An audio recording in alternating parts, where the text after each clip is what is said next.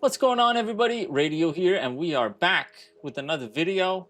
Today we're going over some new releases for you guys. OpenAI is previewing GPT 5.6. Anthropic just redeployed Fable 5 and they released Sonnet 5. So some exciting stuff happening for them. And we also have a little bit tiny amount of news for Gemini Pro 3.5, the highly anticipated follow-up to Gemini 3.1 Pro. So yeah, let's get into it. Previewing GPT 5.6 Soul, a next generation model. Ooh, they're hyping it up. We're beginning a limited preview of the GPT 5.6 series, Soul, our flagship model, Terra, a balanced model for everyday work, and Luna, a fast and affordable model. Terra has competitive performance to GPT 5.5 while being 2 times cheaper, and Luna brings strong capability at our lowest cost. GPT 5.6 Soul launches with our most robust safety stack to date. So they're mentioning that right up front because the US government is restricting the release of these new models, and they're requiring OpenAI, Anthropic, and all these other frontier labs to basically slow down and stagger the release of the model so that I guess the authorities can have a better sense of what the model can do. So it makes sense for OpenAI to talk about safety right off the bat. We strengthen protections for high-risk activities, sensitive cyber requests, and repeated misuse, and spent multiple weeks finding weaknesses, pressure testing our system, and hardening it against real-world attacks. We believe in broad access, and we plan to make GPT 5.6 Soul, Terra, and Luna generally available in the coming weeks. As part of our ongoing engagement with the US government, we previewed our plans and the model's capabilities ahead of today's launch. At their request, we are starting with a limited preview for a small group of trusted partners, I wish I was one of them, whose participation has been shared with the government. Well, actually, you know what? I'll take that back. I don't want to be part of them. Before releasing more broadly. During this preview, we will continue testing and coordinating closely with partners as we work toward broader availability. We don't believe this kind of government access process should become the long-term default. It keeps the best tools from users, developers, enterprises, cyber defenders, and global partners who need them. We are taking this short-term step because we believe it is the strongest path to broader availability in the coming weeks, aka they're strong-arming us and we can't do anything about it. While we work with the administration to develop the cyber executive order framework and a repeatable process for future model releases. Oh my god. Oh my god, man.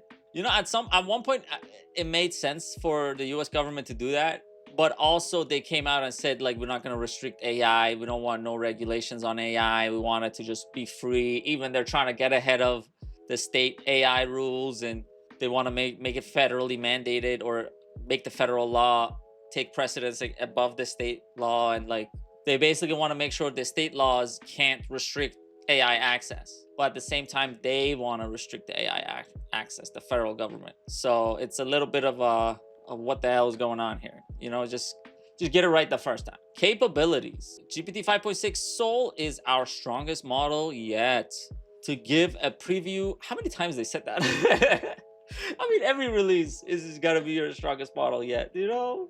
Like, we don't need all of, if you're releasing it, we know it's your strongest model. To give a preview of model performance, we share a set of evaluations highlighting improved agentic capabilities in coding, biology, and cybersecurity, with additional safety and preparedness evaluations available in our system card. We will share an expanded suite of evaluation results when we make the model broadly available. With GPT 5.6, we're introducing a new max reasoning effort. Oh, damn. Give it up for OpenAI copying Anthropic word for word, bar for bar, bro. Introducing a new max reasoning effort to give Soul the most time to reason deeply. Additionally, we're introducing a new ultra mode that goes beyond the capabilities of a single agent by leveraging subagents to accelerate complex work. For coding workflows, GPT 5.6 Soul sets a new state of the art on Terminal Bench 2.1, which is this is the big thing, the big news from 5.6, which tests command line workflows requiring planning, iteration, and tool coordination. And as you guys can see, let me zoom in a little bit. As you guys can see, GPT 5.6 Soul is scoring just above Mythos 5 and Soul Ultra, which is the GPT Pro model. And if you guys don't know, Pro model is only available for the Pro plans, so the $100, $200 tier plans that OpenAI offers. And it's a very costly model, but it works really well. And as you guys can see, it's at least 4% better than Mythos 5.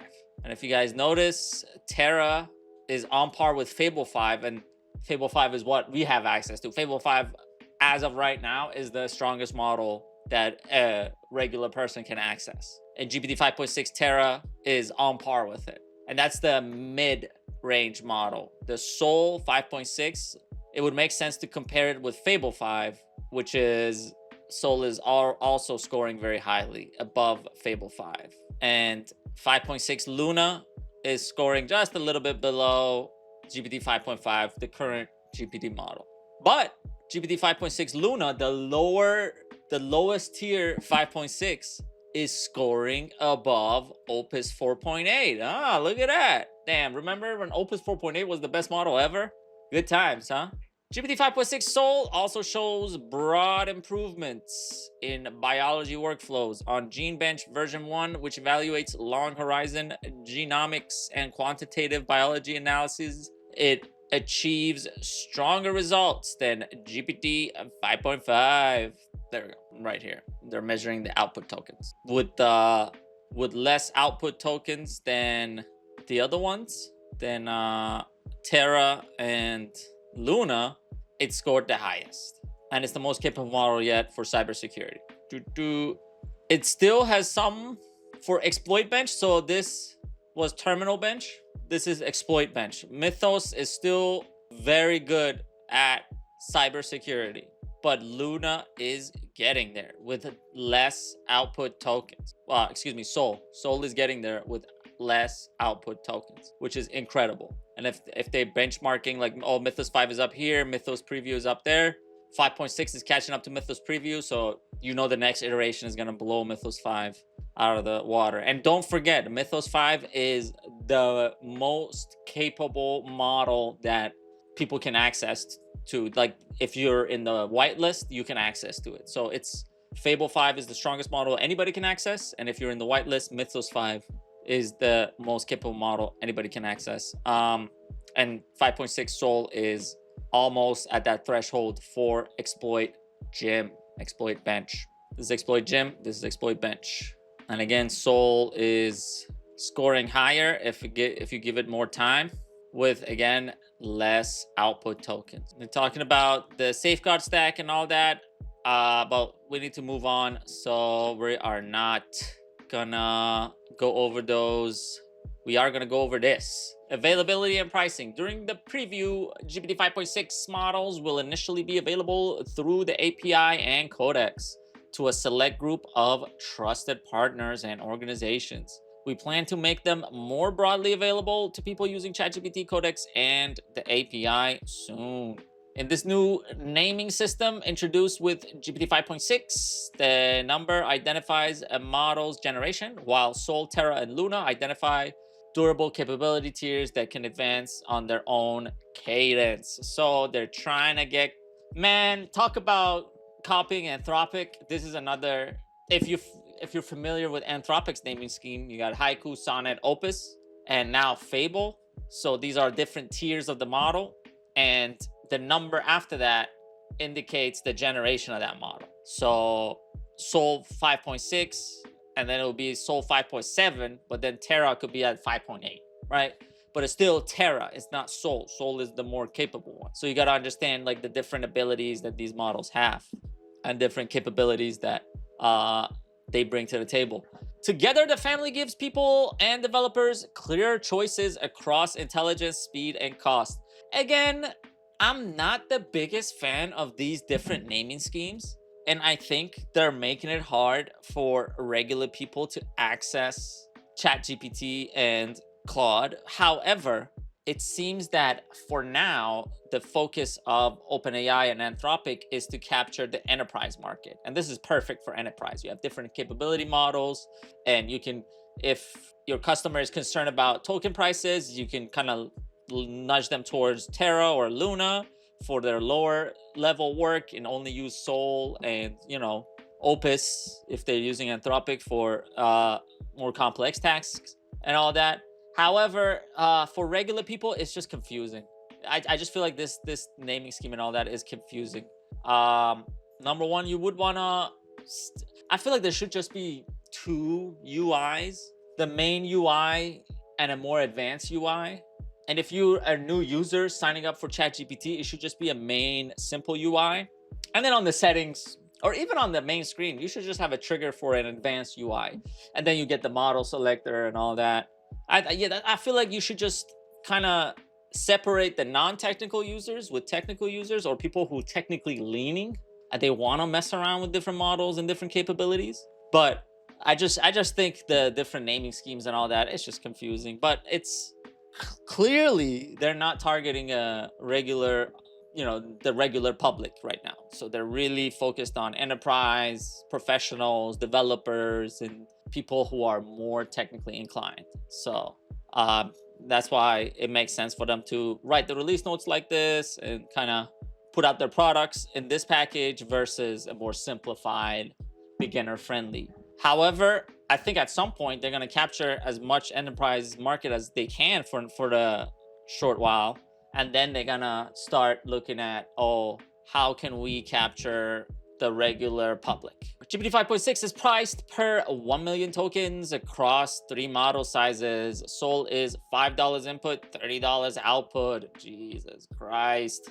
$30 output is insanity. Terra is 2.5 input, $2.5, $2.5 input, $15 output. Still a little pricey for a mid-tier model. And Luna is $1 input, $6 output. It's fine, but it's still, for a fast model, lower tier model, it's a little, these models are getting a little expensive, huh? GPT 5.6 also introduces more predictable prompt caching, including support for explicit cache breakpoints and a 30-minute minimum cache life. For GPT 5.6 and later models, cache writes are billed at 1.25 times the model's uncached input rate, while cache reads continue to receive the 90% cached input discount.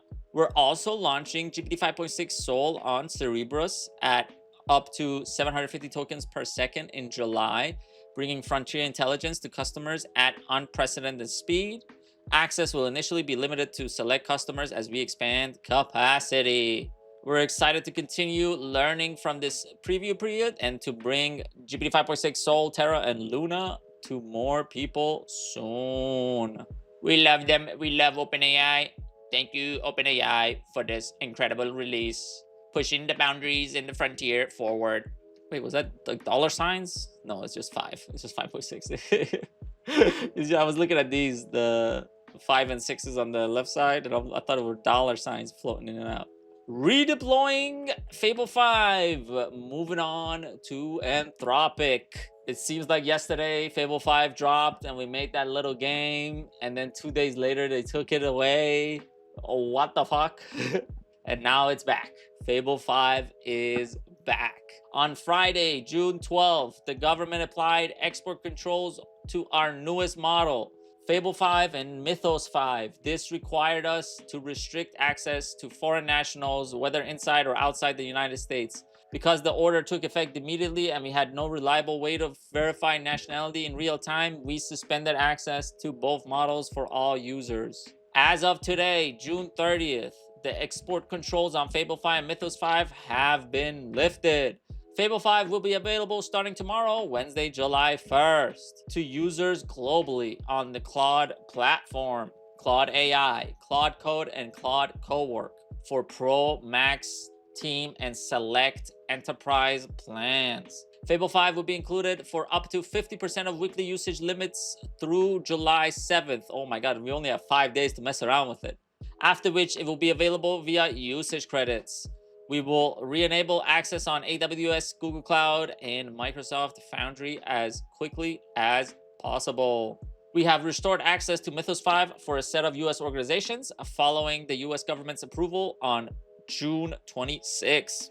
We continue to coordinate with the government to expand access to broader set of domestic and international partners in the Glasswing program. And in the remainder of this post, we provide further details and updates in 4 areas. We're going to try to go over it without reading every single thing, because I also want to read the release notes for Sonnet 5 and get to the Google news. But this is what's in this blog post. A timeline of events, including updates we made to our safeguards.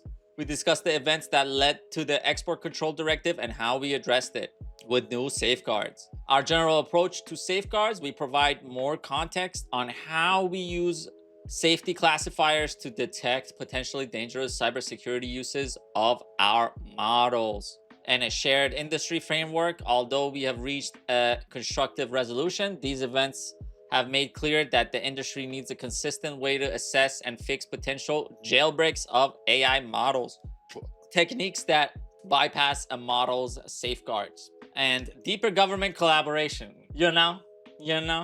and we're also strengthening our level of collaboration with the US government on new pre-release testing, just like OpenAI.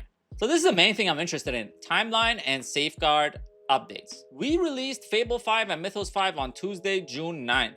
They both shared the same underlying model, but Fable 5 was released with strong safeguards to make it safer for general use.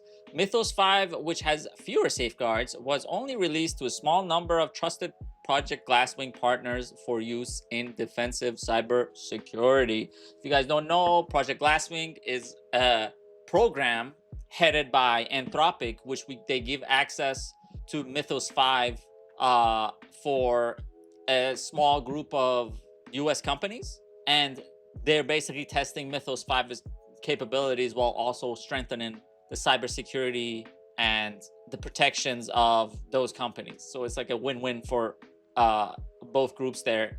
So anybody in the Project Glasswing gets to have Mythos 5 instead of Fable 5. The Export Control Directive on June 12th came after the government became aware of a report in which Amazon researchers... I should have covered this when it came out. I was just busy with other stuff. We were busy knee-deep in data center news. Amazon researchers had found a method of bypassing Fable 5's safeguards, prompting it so that it identified a number of software vulnerabilities. In one case, the model produced code demonstrating how the relevant vulnerability could be exploited. Over the past 2 weeks, we have worked closely with the government and other partners, including Amazon, to review the report and evidence. Our testing confirmed that many less capable models, including Claude Opus 4.8, GPT 5.5, and Kimi 2.7, could identify the same vulnerabilities as Fable 5 did in the report. When it came to the demonstration of how to exploit the single vulnerability, every model we tested could produce the same demonstration as Fable 5. So basically, they're admitting every model is as good as Fable 5. And also, the vulnerability was like at a very lower level. If freaking Haiku could have found it, Sonnet could have found it, Kimi 2.7 could have found it. I mean, Kimi 2 was pretty good. We gotta do an update on the new Chinese releases, man. They're freaking good. GLM 5.2, good. Importantly, the reported technique did not expose any unique Mythos level cyber capabilities. So basically, it was a nothing burger. And they're, in the nicest way, they're saying the government overreacted. The behavior reflected a borderline case for Fable 5's safeguards. As we will explain below, there are some tasks that are unlikely to be dangerous, but are nonetheless blocked by the safeguards out of an abundance of caution. The reported technique allowed access to one such behavior, but it only involved routine defensive cybersecurity work. Even so, we moved quickly to address the reported bypass, working closely with the government. We trained an improved safety classifier that targets and blocks the behavior described in the report. Users will be notified if a request to Fable 5 is blocked, and the request will instead be sent to Opus 4.8. And side note, if you guys are browsing any Reddit Claude subreddits, everybody's mad at this capability because pretty much Fable 5 doesn't do anything. You ask it any sort of technical question, it'll just route it to Opus. So there is a little bit of contention going on right now, and it'll be interesting over the next few days to see how they can address this rerouting. The new classifier means that the specific technique described in the Amazon report is blocked over 99% of the cases. In a very small fraction of cases, the model may provide information that isn't detailed enough to help a cybersecurity attacker. As we describe below, the model's safeguards are not expected to block all low-risk routine cyber defense capabilities, just those that are potentially harmful.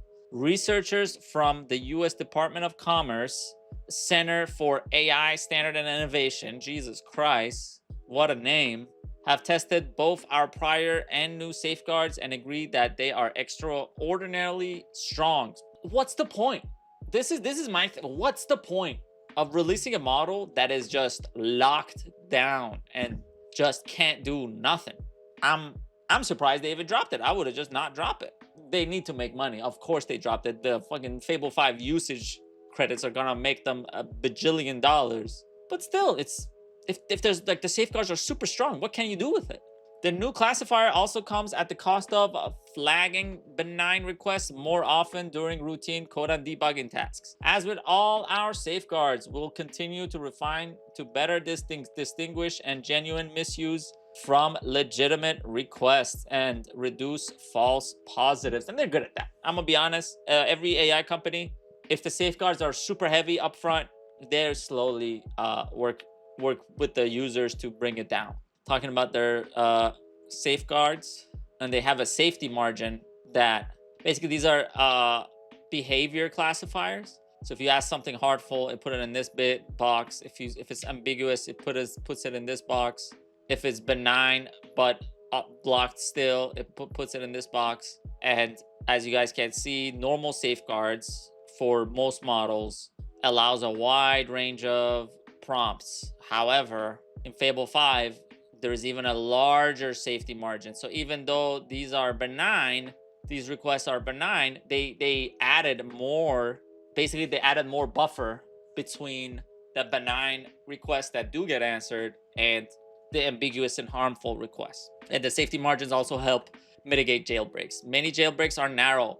They unblock a very specific model behavior, but nothing more. In some cases, a hypothetical user can jailbreak the model in a minor way and intrude into the safety margin, and sometimes into ambiguously harmful behavior, but not to the core harmful behaviors that we aim to block. Row C below. Our view is that jailbreaks of Fable 5 reported so far fit into this minor category. More serious jailbreaks unblock more harmful behaviors. Narrow harmful jailbreaks, row D, can elicit some specific harmful behaviors. These jailbreaks are typically low to moderate severity because narrowness limits the attacker. The most concerning category is a universal jailbreak, which unblocks a wide range of harmful behaviors. So basically, using different jailbreaks, you can penetrate the safety margin and access the harmful behaviors. Let's read more about their partnering with the US government. Over the past 10 weeks, Anthropic has worked closely with the US government as it developed approach reflected in the June 2nd executive order on promoting advanced artificial intelligence, innovation, and security. Our engagement spanned the Office of National Cyber Director, the Office of Science and Technology Policy, the Department of Treasury, the Department of Commerce, including the CAISI, and relevant national security agencies. We are committed to continuing that work, building on nearly 2 years of pre-existing collaborations with US government partners on pre-deployment testing and evaluation. The commitments below reflect both that pre-existing work and our new proposals to scale up our government collaboration as the above framework is finalized. Pre-release government access and evaluation. Basically, they're going to slowly roll it out and make sure the government is aware of their releases. Rapid information sharing on safeguards. They're going to be more proactive about sharing information as they discovered certain jailbreaks and stuff. Dedicated resource for joint research and a common industry bar. We will work with the government and with industry peers towards a shared voluntarily security and evaluation standard for frontier model providers. Basically, they're reiterating that they're committed to making sure that this whole thing is safe. It's all right. Let's move on to Sonnet 5. Ooh.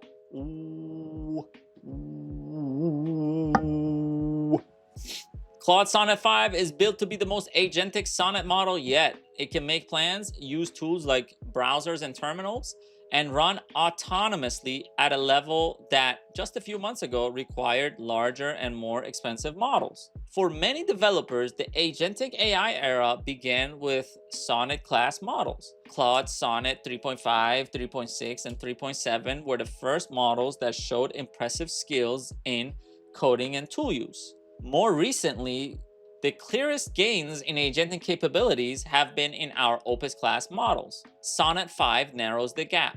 Its performance is close to that of Opus 4.8, but at lower prices. It's a substantial improvement over its predecessor, Sonnet 4.6, on important aspects of agentic performance like reasoning, tool use, coding, and knowledge work. As you guys can see, still a little bit behind Opus 4.8, but no, not by much. Not by much.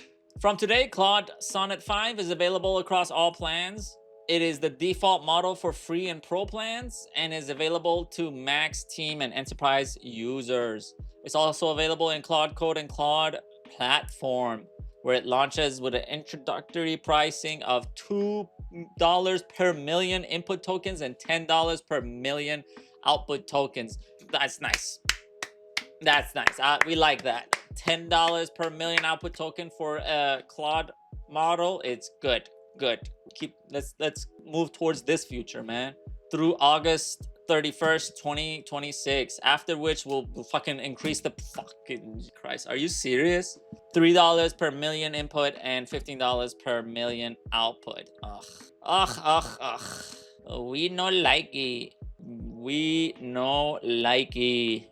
Real quick, the chart below compares the performance of Sonnet 5 with Sonnet 4.6 and Opus 4.8 at different effort levels on the agentic search evaluations, browse comp, and the computer use evaluation, OS World verified. Sonnet 5 orange line is a strict improvement over Sonnet 4.6 and covers a much wider range of cost performance options than 4.8. It provides substantially improved cost efficiency at medium effort. Its higher effort performance can match Opus 4.8 on some tasks. Between Sonnet 5 and Opus 4.8, users can adjust the effort level to find the right balance of cost and performance.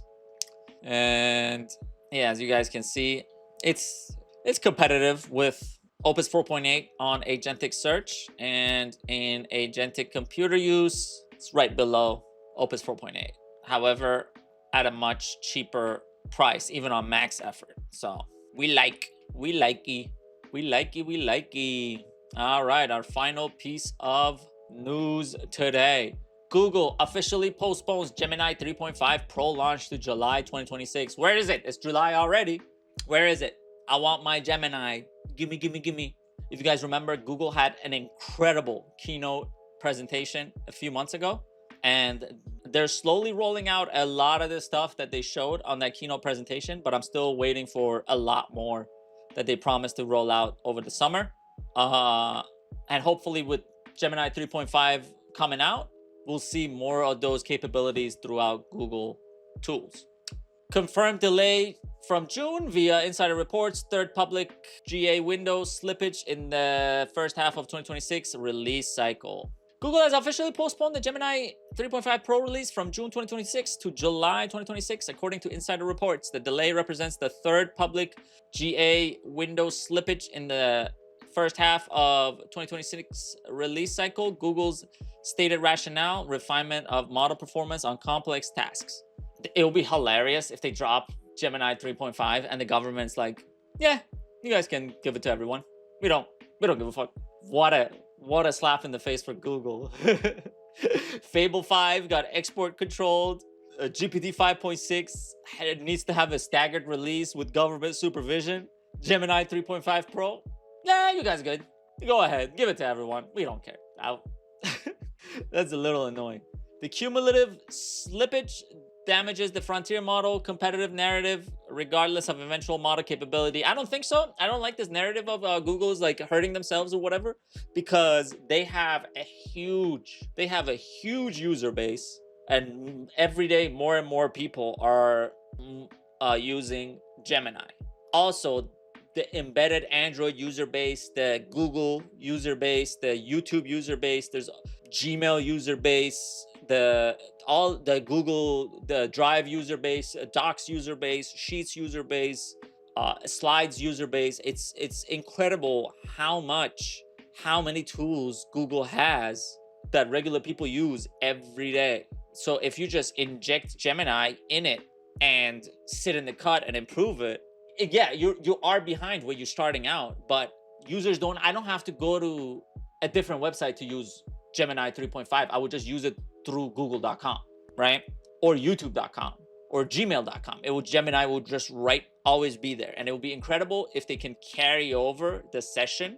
So if you're the same account across all those websites and tools, it would be incredible if they could carry over that session too, so that you could reference something in Gmail, then go move on to Google Docs, then move on to search and all that, and it'll still be the same information carrying over.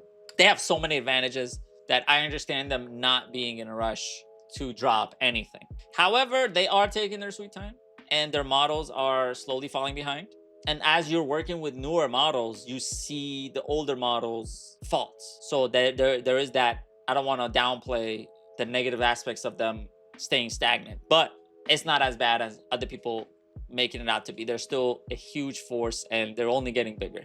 They have the infrastructure, they have the user base, they have the funds.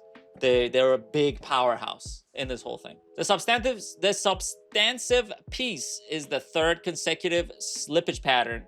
First slip, June 19th, still in limited preview. Second slip, June 23rd. Give us until next month. Pitch high response. Third slip, official postponement to July 26th, confirmed today. 3 consecutive slippages within a 5-week window establishes a pattern that procurement teams will weigh against future Google announced timeline commitments. The competitive read for second half of 2026 frontier model procurement is that the cadence reliability dimension matters alongside capability. OpenAI's GPT 5.6 late June target creates a direct cadence contrast with Google's July postponement. I think they're just trying to get it out of the OpenAI's GPT 5.6 way.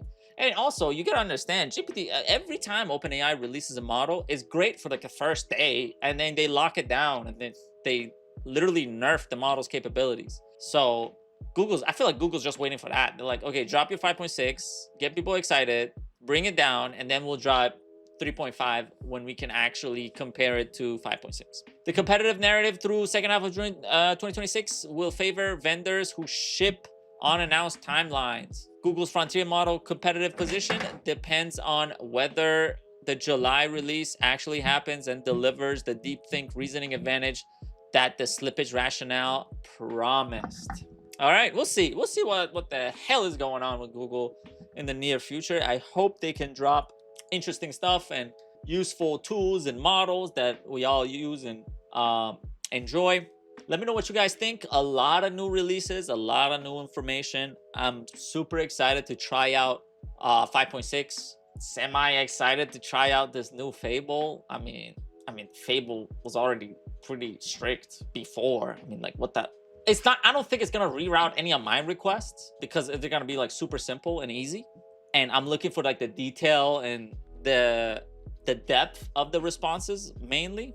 And I want to see if Fable can understand me better than like Opus 4.8 or Sonnet or whatever.